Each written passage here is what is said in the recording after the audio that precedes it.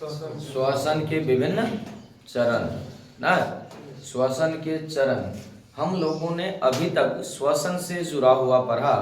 क्या क्या पहले पढ़ा? श्वसन क्या है, श्वसन की परिभाषा, श्वसन के बारे में जाने, श्वसन की जैव प्रक्रम है।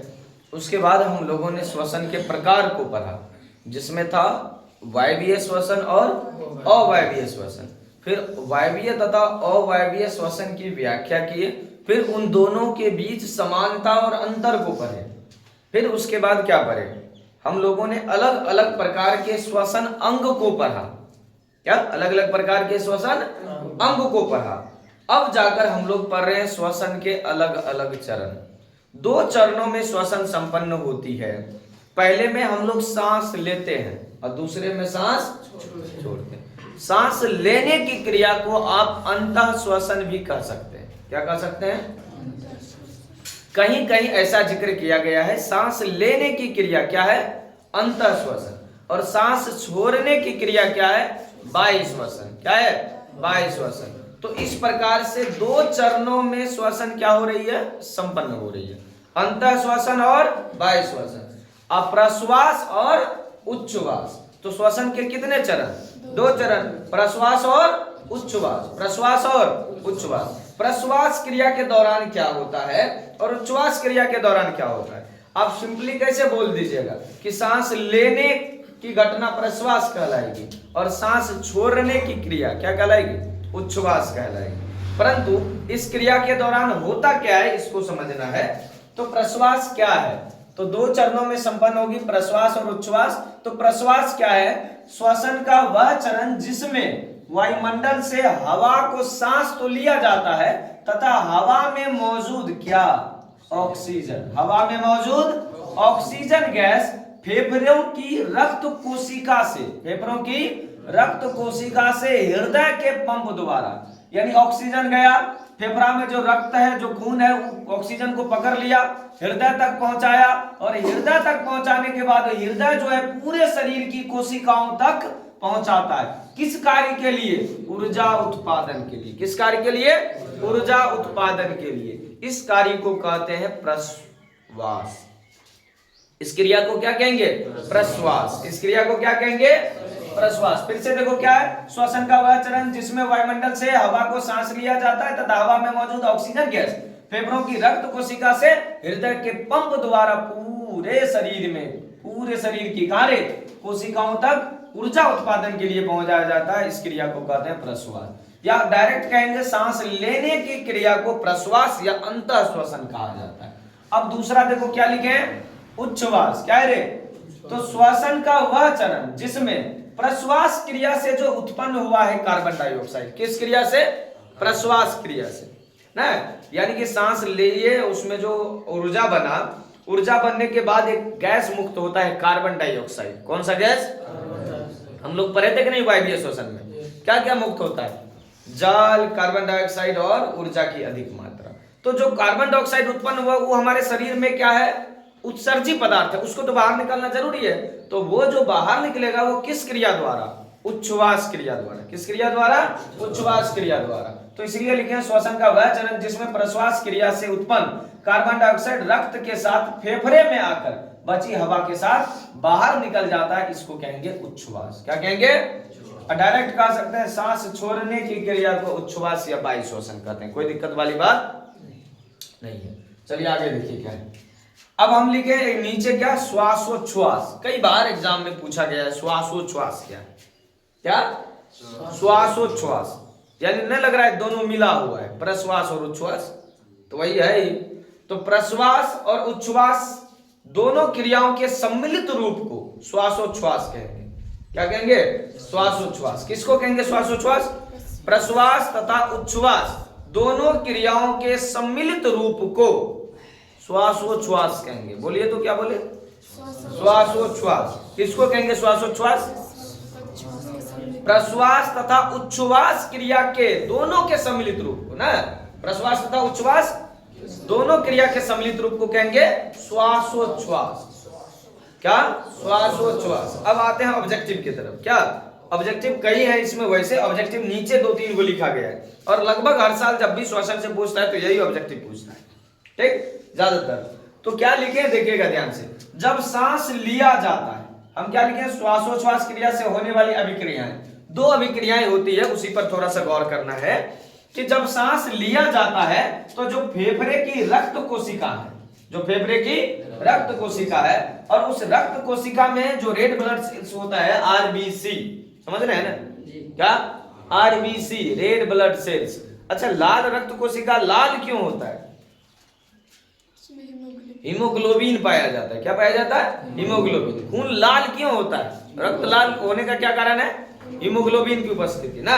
और हीमोग्लोबिन में भी 96% एक प्रोटीन है जिसका नाम है ग्लोबिन, और 4% ललका रंग है, हीम नामक रंजक। क्या है? हीम नामक रंजक।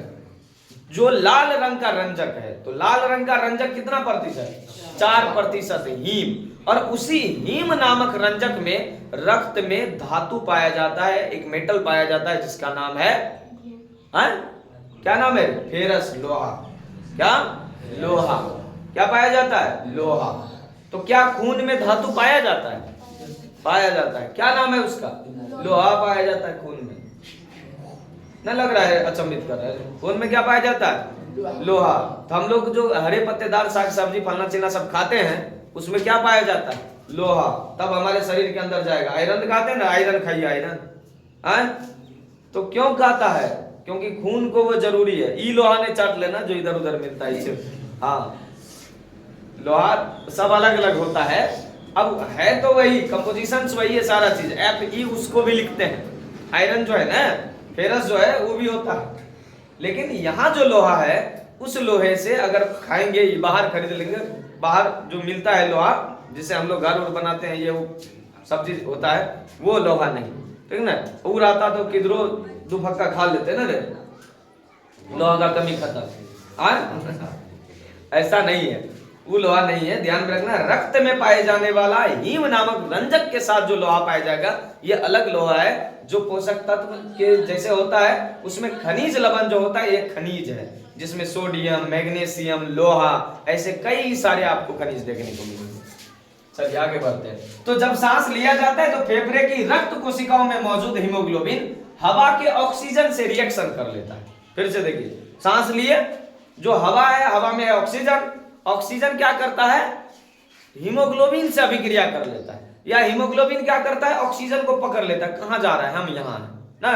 तो हीमोग्लोबिन ऑक्सीजन को पकड़ के बना देता है ऑक्सी हीमोग्लोबिन। तो प्रश्वास क्रिया के द्रव्यमान क्या होता है रे? द्रव्यमान, प्रश्वास क्रिया के द्रव्यमान क्या होता है कि ऑक्सीजन हीमोग्लोबिन से अभिक्रिया करके, रिएक्शन करके क्या बनाता है? Oxy haemoglobin. क्या बना रहा है? ऑक्सी हीमोग्लोबिन बनाता है। और ये ऑक्सी हीमोग्लोबिन के ही रूप में प्रत्येक कोशिका तक जाता है।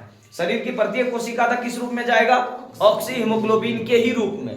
और प्रत्येक कोशिका के पास जाएगा, तब उसको खून को कहेगा ऑक्सीजन तुम पकड़ के लाए हो, तो ऑक्सीजन हम ले लेते हैं। ऑक्सीजन ले लिया, क्योंकि कोशिका का क्या काम है? ऊर्जा निर्माण करेगा माइटोकॉन्ड्रिया, तो माइटोकॉन्ड्रिया तुरंत ऑक्सीजन छीन लेता है खून की कोशिका से, कहता है तुम निकलो। अब क्या लेके निकलेगा? वहां भी दिक्कत है ना। तो उसको बोलता है हम कुछ बनाए हैं तुम्हारे लिए। ऐसे जब लेके आया है कुछ, तो खाली हाथ वापस जाने नहीं देंगे, अरे। तो ऑक्सीजन लेके गया, ऑक्सी हीमोग्लोबिन के रूप में ऑक्सीजन दे दिया माइटोकॉन्ड्रिया को। लेकिन जब उधर से आ रहा था ना, तो बोला रुको कुछ बनाया है लेके जाना। तो क्या बनाया है? Carbon dioxide. क्या बनाया है? Carbon dioxide. जब उधर से खून वापस लौट रहा था, तो उसको क्या दे दिया? Carbon dioxide. बोला मेहमानबाजी अगर हम कर रहे हैं तो कुछ लेते भी जाओ साथ में ना, तो कार्बन डाइऑक्साइड देते गया। तो अब जब कार्बन डाइऑक्साइड हीमोग्लोबिन को दिया, तो हीमोग्लोबिन क्या बोला? न लेंगे, बोला लेंगे, लेकिन एक और रिएक्शन हो गया उस जगह। उस रिएक्शन को हम लोग कहेंगे कार्बोक्सी हीमोग्लोबिन। क्या कहेंगे? Carboxy haemoglobin. पहले रक्त ऑक्सीजन के साथ मिला, हीमोग्लोबिन के साथ मिला, ऑक्सीजन के साथ, तो क्या बना? Oxy haemoglobin. यानी हीमोग्लोबिन जब ऑक्सीजन के साथ मिला तो ऑक्सी हीमोग्लोबिन, और जब कार्बन डाइऑक्साइड के साथ मिला तो कार्बोक्सी हीमोग्लोबिन। दो क्या? दो चरण हुआ, दो अलग अलग रिएक्शंस हुआ, याद रहेगा। तो प्रश्वास क्रिया से उत्पन्न कार्बन डाइऑक्साइड रक्त के हीमोग्लोबिन से पुनः अभिक्रिया करके क्या बनाता है? Carboxy haemoglobin. क्या बनाता है? Carboxy haemoglobin. फिर ये कार्बोक्सी हीमोग्लोबिन इसी रूप में कहां तक आएगा? फेफड़ा तक। कहां तक? फेफड़ा तक। और फेफड़ा तक आएगा तो फिर फेफड़ा क्या करेगा? कि अब तुम्हारा तो काम है नहीं, तुमको तो बोला है बाहर धक्का मार के बाहर निकालने के लिए ना, तो क्या करेगा? फेफड़ा में जो खून गया है उससे कार्बन डाइऑक्साइड को बाहर निकाल देगा और फिर इसका गोतिया जो आ रहा है उधर से ऑक्सीजन ना फिर लेगा, क्योंकि उसको जरूरी किसका है? रक्त का दोनों काम है, अच्छा चीज भी ढो रहा है और गिरे उधर से आने में खराब चीज भी ढो रहा है, लेकिन दोनों में रास्ता अलग अलग है। आगे पढ़ेंगे परिवहन, जिसमें पढ़ेंगे धमनी और शिरा। क्या पढ़ेंगे? धमनी और शिरा, जिसमें जानेंगे कि ऑक्सीकृत रक्त को कौन ढो रहा है, अभी ऑक्सीजनित रक्त को कौन ढो रहा है। ठीक, तब और अच्छे से समझ में आएगा। अभी सिर्फ याद रखना है प्रश्वास क्रिया के दौरान ऑक्सी हीमोग्लोबिन नामक रिएक्शन होता है और उच्छ्वास क्रिया के दौरान कार्बोक्सी हीमोग्लोबिन नामक रिएक्शन होता है। ऑक्सीजन रक्त के हीमोग्लोबिन से अभिक्रिया करके ऑक्सी हीमोग्लोबिन बनाता है। ऑक्सीजन रक्त के हीमोग्लोबिन और क्या कार्बन डाइऑक्साइड दोनों से रिएक्शन करता है। जब ऑक्सीजन हीमोग्लोबिन से अभिक्रिया किया तो क्या बनाया? Oxy haemoglobin. जब वही हीमोग्लोबिन कार्बन डाइऑक्साइड से अभिक्रिया कराया तो क्या बनाया? Carboxy haemoglobin. दोनों रिएक्शंस याद रखना है। बाकी ये बार बार पूछा जाता है, पूरे खून में रक्त में हीमोग्लोबिन में 4% हीम नामक रंजक पाया जाता है। उसी हीम नामक रंजक में एक धातु लोहा पाया जाता है जिसमें ऑक्सीजन के अणुओं को बांधने की क्षमता होती है, तब ऑक्सीजन खींच खींच के लेके जाता है। ठीक, ये हो गया अलग अलग करके आपका प्रश्वास उच्छ्वास ये सारा क्रिया। श्वासोच्छ्वास बार बार पूछता है, चलिए छाप लीजिए फटाफट।